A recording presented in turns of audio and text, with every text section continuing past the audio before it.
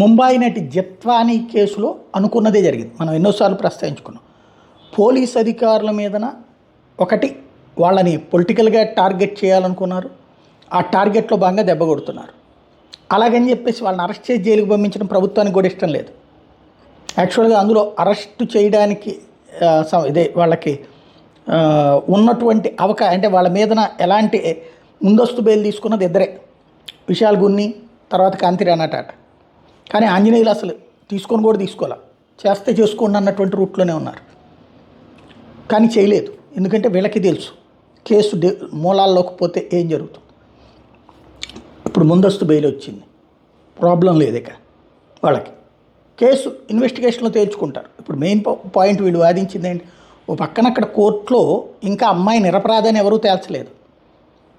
అమ్మాయి మీద ఎక్కువ ఏది ఆవిడ్ని నిందితురాలుగా ఓ పక్కన కేసు నడుస్తుంది.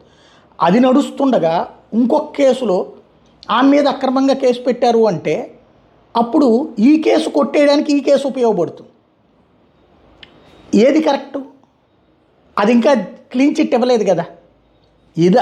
ఇలాంటి సందర్భంలో ఏకంగా ఐపీఎస్ని తీసుకెళ్లి జైళ్ళలో పెట్టాలా అన్నటువంటి కార్యక్రమం, లేదా కేసులు నమోదు చేయాలన్నటువంటి కార్యక్రమం కారణంగా వీళ్ళు చేసిన వాదనలు అక్కడ ఉపయోగపడ్డాయి. కథ ఆగింది.